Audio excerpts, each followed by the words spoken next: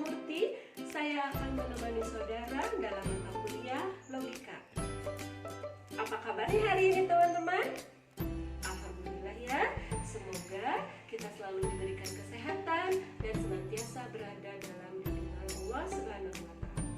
Amin.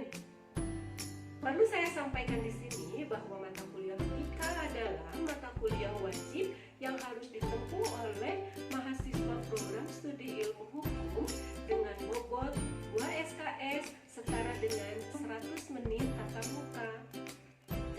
Baiklah teman-teman, untuk memanfaatkan waktu dalam pertemuan pertama ini saya akan menjelaskan 3 hal khusus yang berkaitan dengan perkuliahan logika. Yang pertama adalah mengenai rencana pembelajaran semester. Yang kedua, mengenai hak dan kewajiban mahasiswa.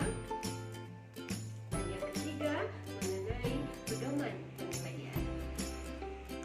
Penjelasan mengenai ketiga hal tersebut akan dijelaskan kemudian. Mari kita simak bersama-sama. Teman-teman, apakah saudara tahu logika? Ya, betul. Logika adalah kata yang sangat familiar di telinga kita. Pertanyaan saya sekarang adalah, seberapa sering saudara menggunakan kata logika dalam kehidupan sehari-hari? Sangat sering? Oh, baiklah. Kalau begitu, saya tanya sekarang, apa sih sebenarnya logika itu? Selidik punya selidik, logika itu merupakan ilmu pengetahuan. Lalu, ilmu pengetahuan seperti apakah logika itu?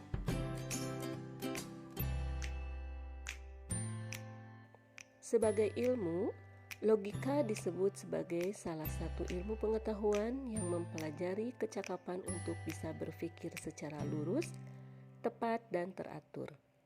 Ilmu yang dimaksud mengacu pada kemampuan rasional untuk bisa mengetahui kecakapan pada kesanggupan akal budi untuk bisa mewujudkan pengetahuan di dalam sebuah tindakan. Logika sebagai ilmu akan membawa manusia kepada prinsip pemikiran yang benar. Dengan mempelajari logika akan meningkatkan kemampuan penalaran sehingga dapat membedakan benar dan salah. Logika akan menyadarkan kita agar waspada terhadap bukti dan alasan yang diajukan. Demikian teman-teman, gambaran umum tentang logika sebagai ilmu pengetahuan. Selanjutnya, saya akan menjelaskan mengenai rencana pembelajaran semester. Perkuliahan kita selama 1 semester akan terbagi ke dalam 16 kali pertemuan. Pertemuan pertama merupakan kuliah pengantar yang menjelaskan tentang rencana pembelajaran semester dan kontrak kuliah. Pertemuan kedua membahas pengertian dan objek logika. Pertemuan ketiga menjelaskan tentang logika dan bahasa. Pertemuan keempat tentang sumber logika. Pertemuan kelima menjelaskan mengenai penalaran. Pertemuan keenam membicarakan tentang term. Kemudian di pertemuan ketujuh kita akan refleksi sejenak untuk melaksanakan diskusi kelas dan evaluasi menjelang ujian tengah semester. Pertemuan ke-8 pelaksanaan ujian tengah semester. Pertemuan ke-9 membahas tentang prinsip dasar dalam logika. Pertemuan ke-10 membahas mengenai predicable. Pertemuan 11 mengenai proposisi.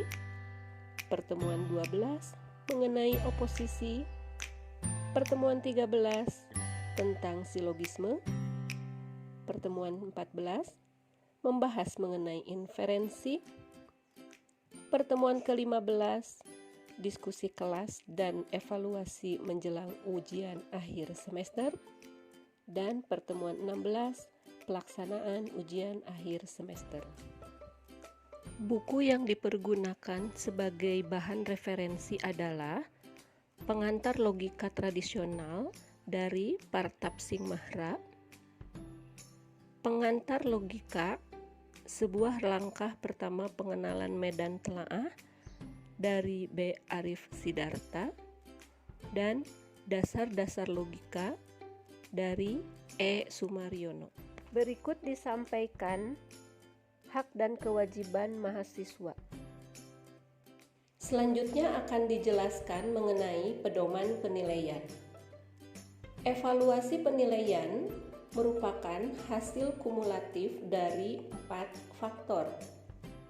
Pertama, kehadiran yang memiliki bobot 70% dari 16 kali pertemuan.